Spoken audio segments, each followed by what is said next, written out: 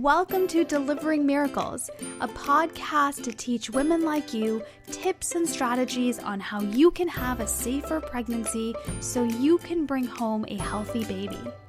I'm your host and your high-risk pregnancy expert, Parijat Deshpande. I can't wait to chat with you.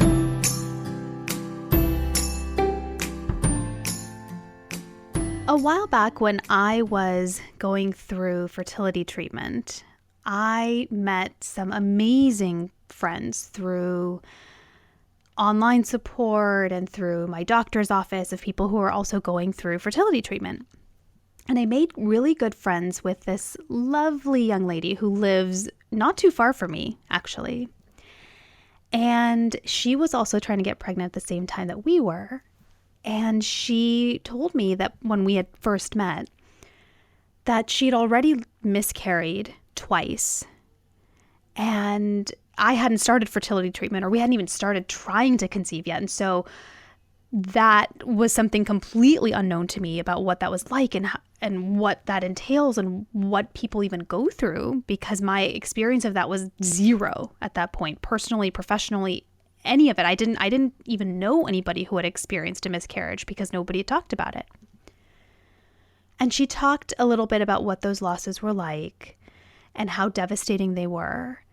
And a few weeks after we met, we happened to be in the waiting room at the same time. And she said, I got a positive pregnancy test. And she was excited and she was beaming. And she was also, I could tell, very careful because she knows how precarious that is. But she really wanted to tell somebody, and she knew that I would understand going through fertility treatment too. And a few weeks later, she lost that baby too. And we stayed in touch, and she told me later that while I had continued my journey with my reproductive endocrinologist, they had stopped trying because she said they got stuck in this cycle of hoping to get pregnant, being excited that they were pregnant, and then completely devastated when they experienced a loss 3 times now. And so she said, we just couldn't do it anymore. My husband and I, we just couldn't take it anymore. So we decided we were done with trying to have babies. And around the time that I got pregnant with IVF, which if you've heard episode 2, you know, was kind of a crazy time when I figured out and found out that I was pregnant because I was in the middle of my very first complication and all. But she was there and she told me, you're not going to believe this. I'm pregnant. And I didn't know what to say. I thought, oh, are you trying again? I didn't know you were back with the doctor. What's going on? She said, no, we were totally done. And it was a surprise pregnancy. And I could see the hope in her eyes. She was so hopeful that, hey, maybe the time that we aren't trying so hard and we aren't trying to make it work so much, that's the baby that's going to come home with us. 8 weeks later, she lost that one too. Recurrent pregnancy loss is devastating. And it impacts you mind, body, and soul. It impacts your marriage. It impacts your relationship. Even if not for the long term, at least in the short term, it's like an earthquake that shatters and moves everything. And it can be infuriating to not know what's going on or why this keeps happening because there's no rhyme or reason, it seems. And it happens to all kinds of really good people. And then getting a diagnosis like she did of unexplained infertility can just feel like rubbing a lemon in an open wound of just, oh gosh, do you have to make it worse than it already is? So today we have a very special guest, and together we're going to shed some more light on recurrent pregnancy loss. What's going on? What can you expect? How can you cope with the devastating experiences? We're going to get to the heart of this because I know that if you're going through this like my friend had, it's hard. And I want to try to make this as easy for you as possible. So I'm so excited to introduce you to Dr. Lora Shahine. Dr. Shahine completed her residency in OBGYN at the University of California in San Francisco and fellowship in reproductive endocrinology at Stanford University. And she's currently the director of the Recurrent Pregnancy Program at Pacific Northwest Fertility and clinical faculty at the University of Washington in Seattle. She's an author of both clinical research trials, multiple blogs, and 2 books, Planting the Seeds of Pregnancy, an integrative approach to fertility care, and Not Broken, an approachable guide to miscarriage and recurrent pregnancy loss, which is amazing. Welcome, Dr. Shahine. I'm so glad that you're here. Oh my gosh, thank you so much for having me. I'm excited to be here. Me too. I have so many questions for you. I want to start with just saying how much I love the work that you're doing and shedding light on recurrent pregnancy loss and how you're doing it in such a compassionate manner. I mean, the book, Not Broken, just really hits home. Oh, thank you. That's exactly why I wrote it and why I'm doing what I'm doing. So I really appreciate your saying that. Yeah, it's so needed out in the world where so many people are living this. Before we jump in, though, I'd love to know a little more about what brought you to do the work as a reproductive endocrinologist and specifically in recurrent pregnancy loss. Absolutely. Well, in your OBGYN or obstetrics and gynecology training, it depends on which program you go to, but I was exposed to the reproductive endocrinology department at UCSF and was very impressed by what they were doing. And the field is just exploding. The first IVF baby was born only 40 years ago, I but it's know. a very exciting time to be in that field because the success rates are incredible. The technology is changing, but it also is such a huge emotional impact on people's lives, and just really knew that it combined a lot of different areas of interest for me, and I'm just very fortunate to be in this field that I love so much. I love that. And when it's that important to you and it really calls you, I think, especially as a patient, you can really feel that coming from your doctor that, okay, this person really loves what they do and really cares about me when you are so passionate about the work that you do. That's great. I hope that comes across. I appreciate that. Yeah. So why recurrent pregnancy loss in particular? Why does that speak to you and why are you drawn to that? Yeah, a lot of people don't realize that reproductive endocrinologists have a lot of training in first trimester complications, which most miscarriages occur in the first trimester. Right. So we learn a lot about infertility, a lot about IVF and hormonal imbalances, but really we are the specialist in recurrent pregnancy loss. Now, of course, there are some high risk obstetricians and maternal fetal medicine physicians that also focus on it, but it's a little known fact that we get that training. And while I was doing my fellowship at Stanford University, my mentor, Dr. Ruth Lati, was starting the Center for Recurrent Pregnancy Loss at Stanford. And so I Mm-hmm. learned a lot being in the right place at the right time. And she did an excellent job of pulling together a lot of different people and a lot of different fields, such as immunology and the basic science research and gastroenterology, neurology, psychology. She just did a really good job of building a team.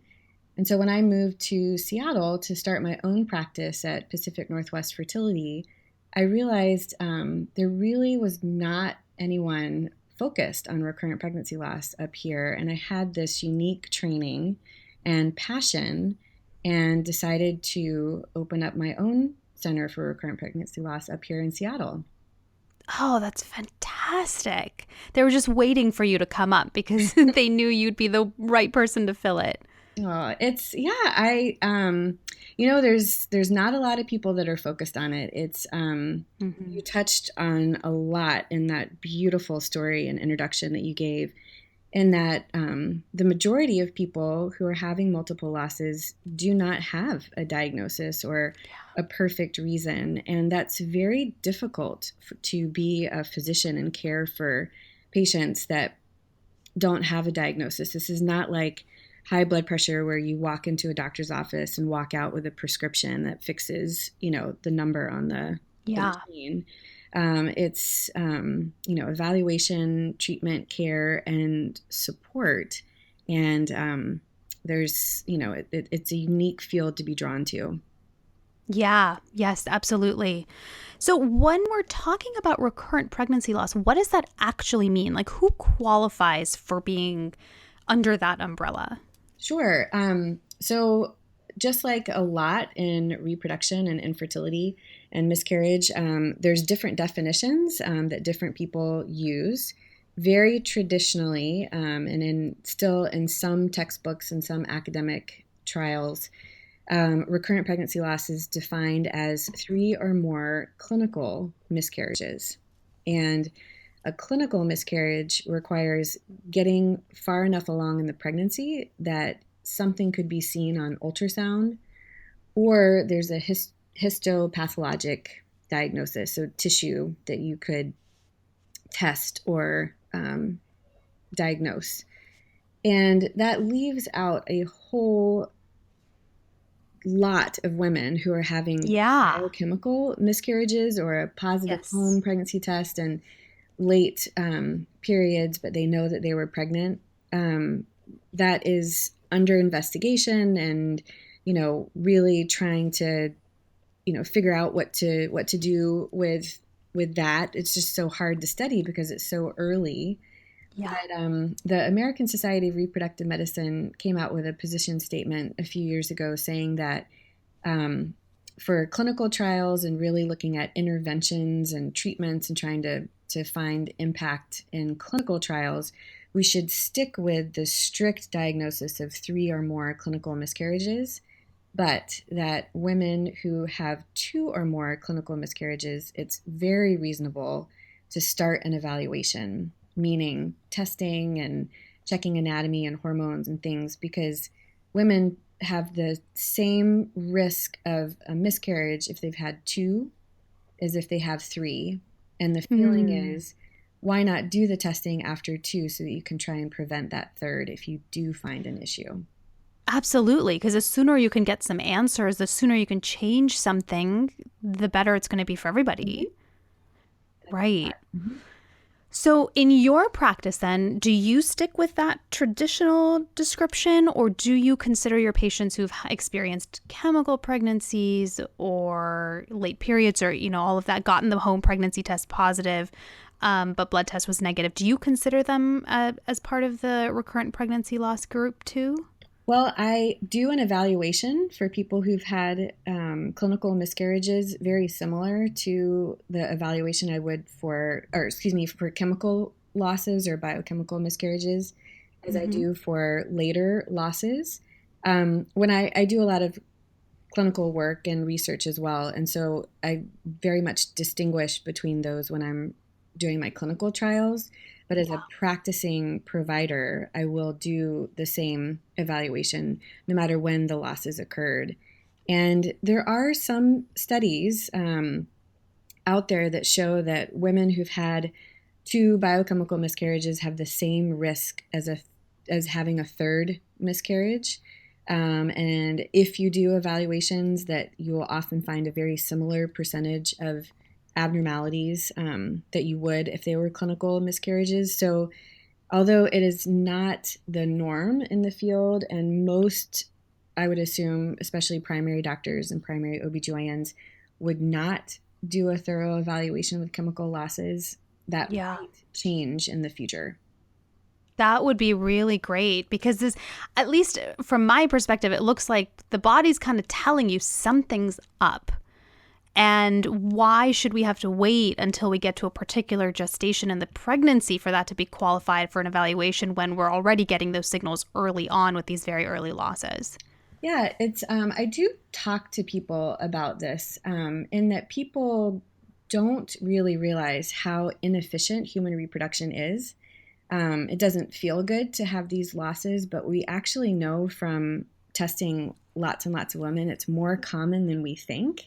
Mm. So there are really interesting studies in the 1970s and 80s just testing the urine of women who were not using contraception and actively trying to conceive. And even if they didn't necessarily have a missed period or just a couple of days late, having biochemical miscarriages um, did occur a couple times a year. So I tell people that not as a way to say it's normal or you shouldn't worry that you're having positive home pregnancy tests and then a late period, but I try to say there's a chance, we're learning, and that there's a chance that this is more normal than it feels for you. It's still grief and it's still a loss when you're trying to complete your family. Just having a period, whether you have a home pregnancy test that's positive or not, feels like a missed opportunity, and it's a grieving Yeah. process.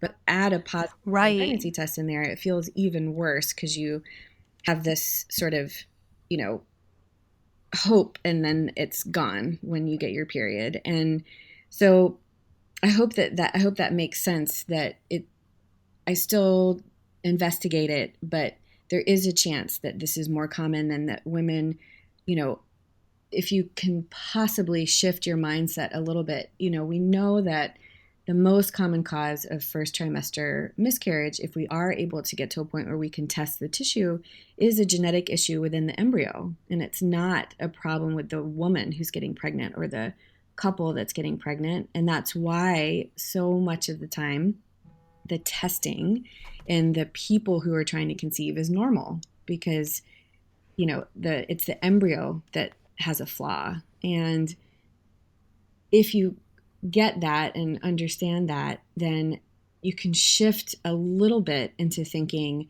well, with these biochemical losses, even though they feel awful, in a weird way, maybe my body's actually working. These weren't going to be successful pregnancies.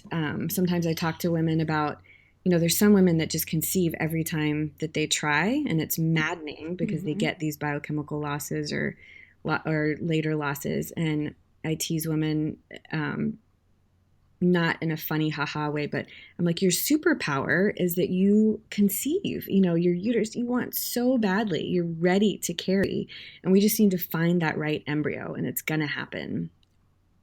Right. Right. So if I'm understanding you correctly, what you're saying is that these early miscarriages, the biochemical losses, the clinical losses, they happen far more frequently than we'd like for them to be happening, and that they happen isn't necessarily a clue that something bigger is going wrong. It could just be that your body's recognizing this is not really a viable pregnancy, or there's something wrong with the embryo, and that's why you experience the loss, because it just couldn't go on beyond that point. Right. And I hope that there's a fine distinction between, I'm not trying to tell women who are listening to this show that it feels okay, or to not validate their feelings of disappointment and Right. sadness if this is happening, but just that we need to learn more, and that there is a different way of looking at it. Right, right. No, because and you've touched on this a couple of times, which is that even though we know that's what's happening, the grief is still very real. And we've done several episodes on this show on how to honor that grief, no matter when the loss happened, no matter what the circumstances were, because that's very real, regardless of what else was going on. When you know that there was the chance of a pregnancy, a chance of a baby, or there was a baby and it is no longer there, that grief is very, very real and needs to be addressed and honored very, very much and as long as you need it to be. Agree. Very much. Yeah.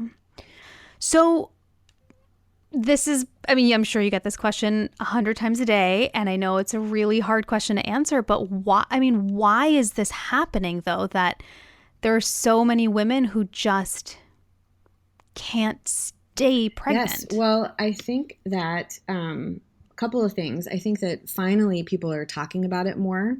I think that the that miscarriage has always been common. It might be more common now, but I truly think a lot of it is just awareness and people feeling confident and sharing more. I mean, most miscarriages happen in the first trimester before people are showing, and we've Yeah. always said, as providers and to each other, even as women, oh, don't tell anybody. Don't share it until after the first trimester. Just in case. And And that just in case is just in case you have a miscarriage, because then it's too painful to tell everybody that you announced it to.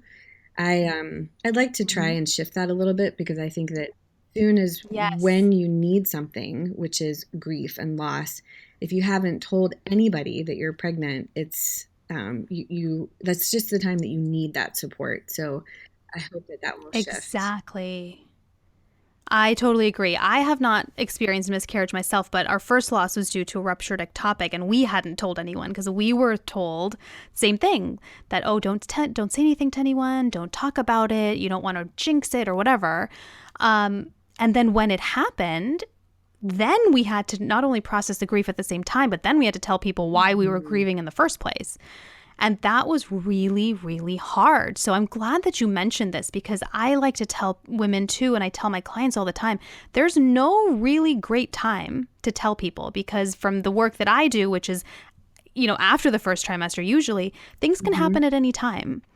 And so there isn't really, and I mean this in a supportive way, which is there isn't really a great safe point at which you can say, okay, Mhm. everything's fine, which means that you should reach out. For those of you that are listening and wondering, when should I tell my family? When should I tell my friends? Reach out when you need the support. Reach out when you want to. Because if you do need additional support, they will be there. They would have walked that journey with you and they'll know how to support you better that way. Right. Yeah. Are there any factors that couples can identify ahead of time to know that they might be at risk for a recurrent pregnancy loss so they can do something different before they have to go through the heartache? That's a great question. I do talk a lot in both of my books and a lot of my writing just about trying to optimize your health when you're trying to conceive, so that you do have the highest chance of a healthy pregnancy.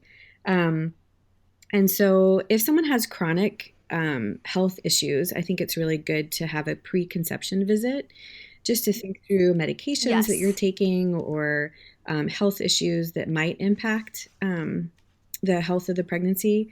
But as far as like a typical recurrent pregnancy loss evaluation, there isn't a lot that would be done or should be done before someone is starting to try to have their family. And Mhm. most people will go on to have a healthy, happy family without any intervention Mhm. or extra testing. So hopefully people aren't worrying so much that they're asking for a lot of evaluation before they've even started trying.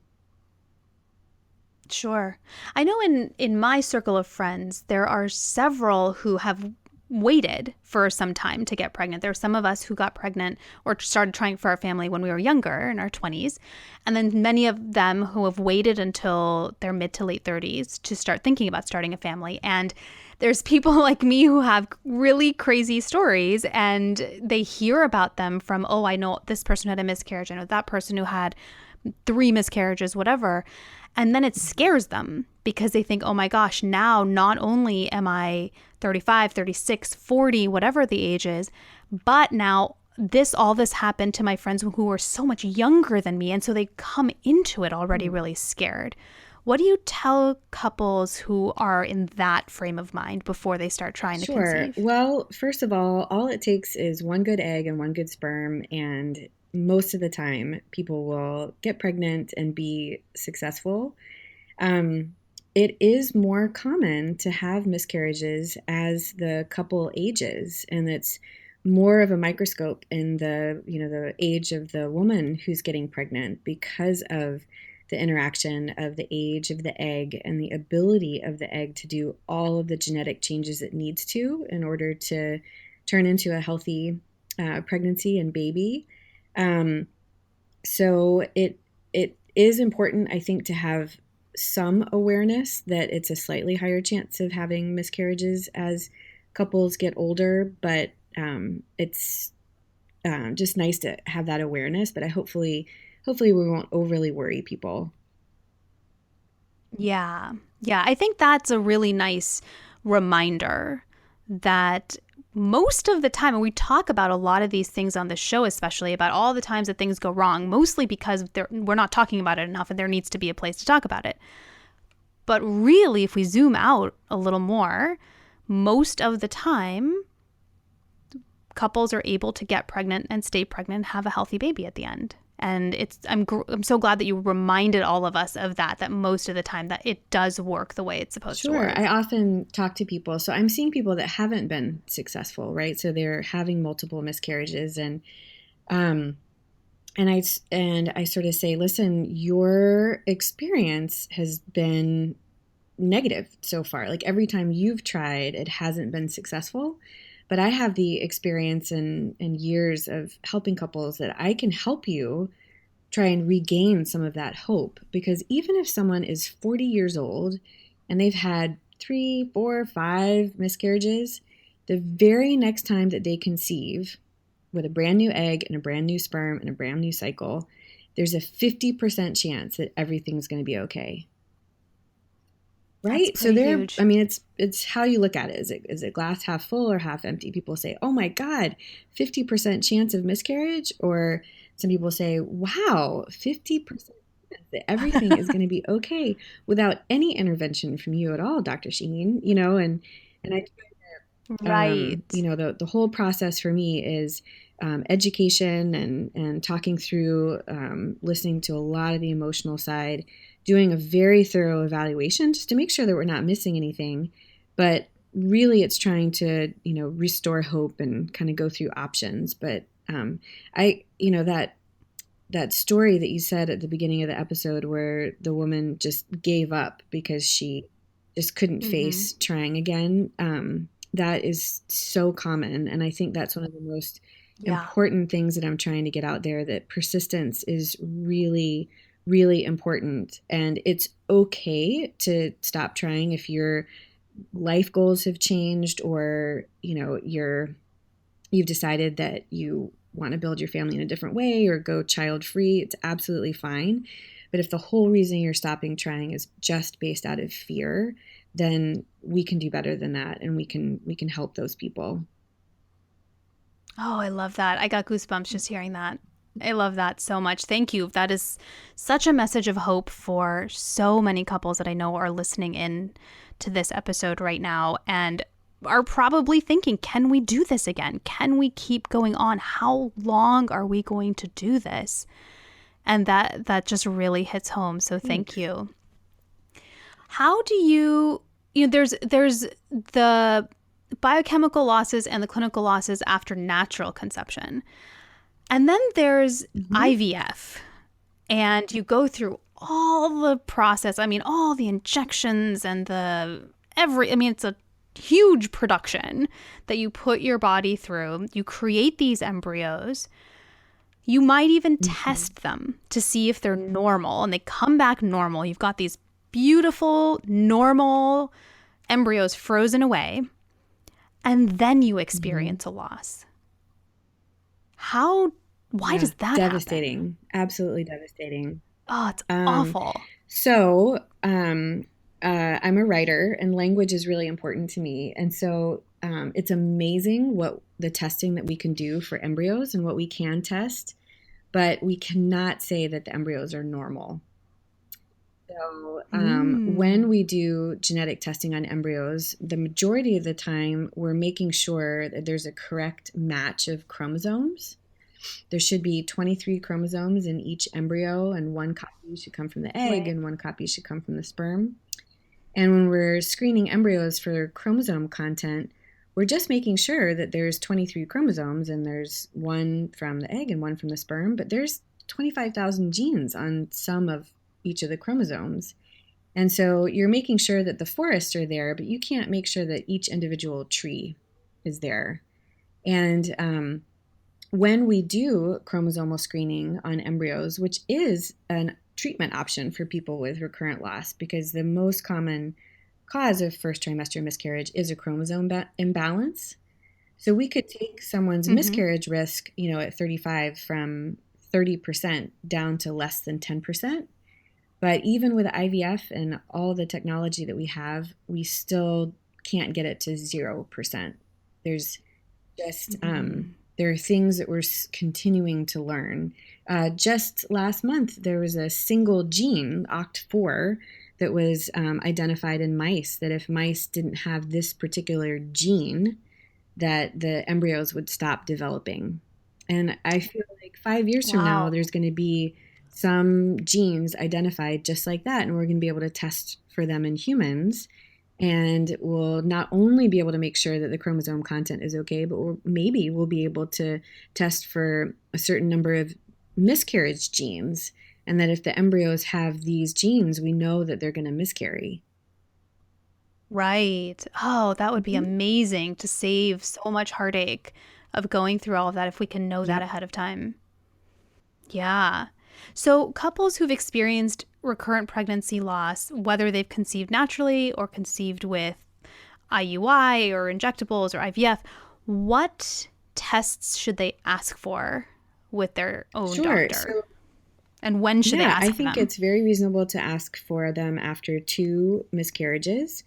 And whether they're biochemical miscarriages or clinical miscarriages, it's still worth having a conversation with your provider.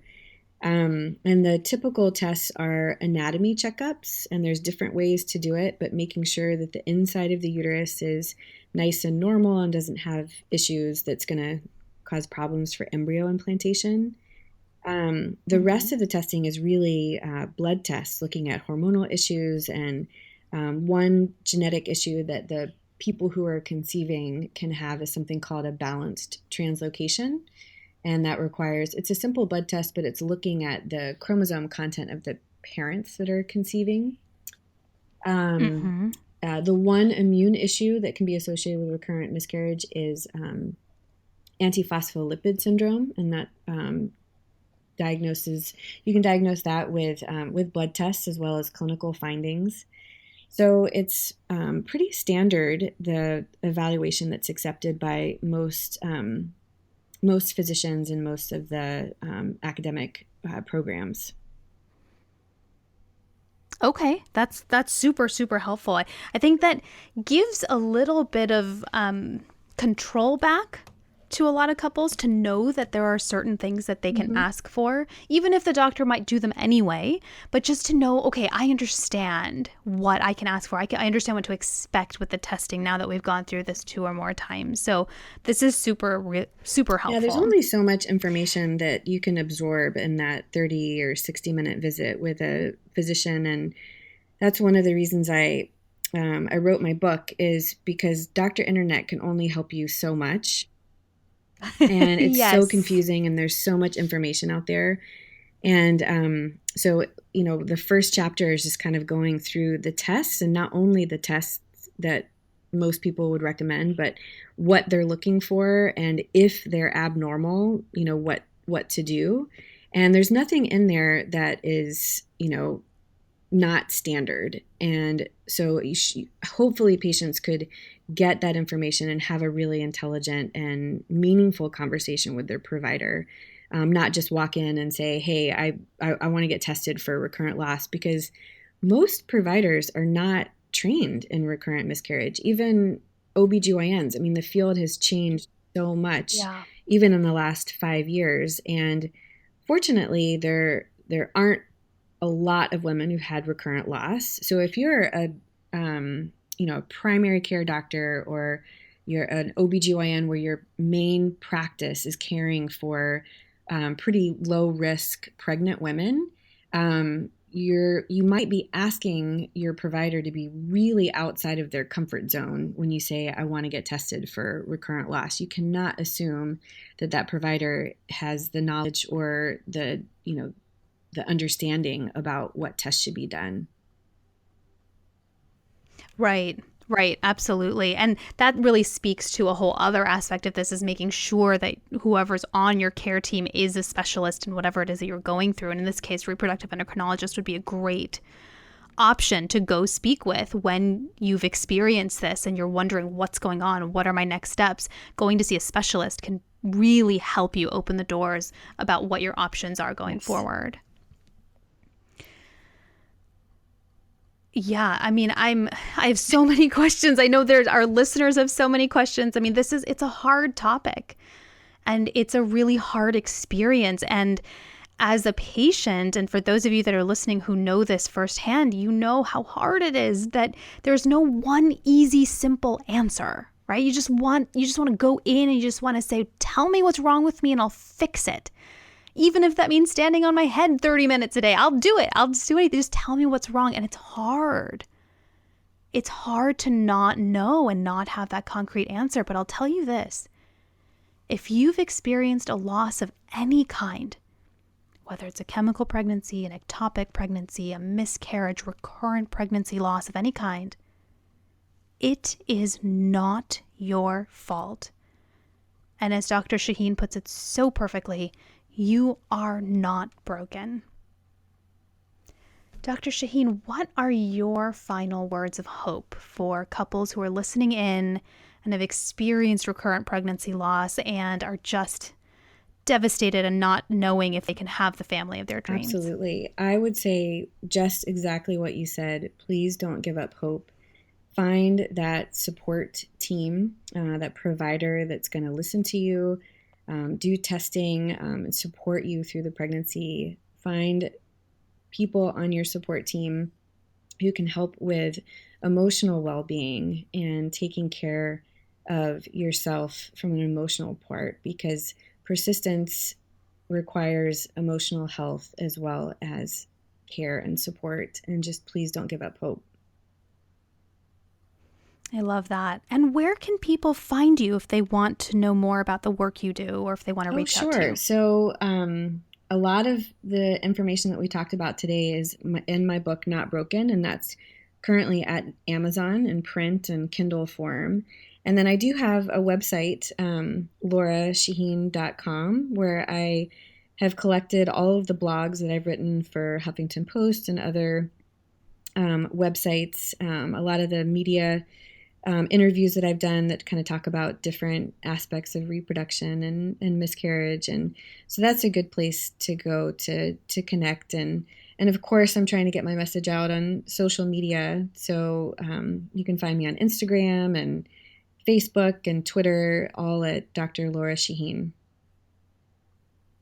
Fantastic. And we'll have all of that linked in the show notes so you can have easy access to connecting with Dr. Shahine. Thank you so much for being here today. I mean, this is such an important topic. You are doing such amazing work and really changing the community. I can tell from a patient perspective for sure. You're really doing some work that really is very needed. And we're just so appreciative of you and everything that you're doing. So thank you so much. I'm just honored to be here, and I appreciate all the work that you're doing as well. So thank you for the opportunity. Thank you.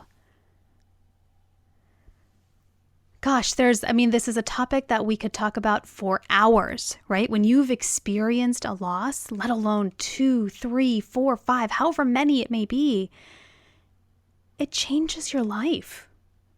It changes the way that you see your dreams, your hopes, your future. It changes the way that you experience your body. I mean, it has such a profound impact on all aspects of your life.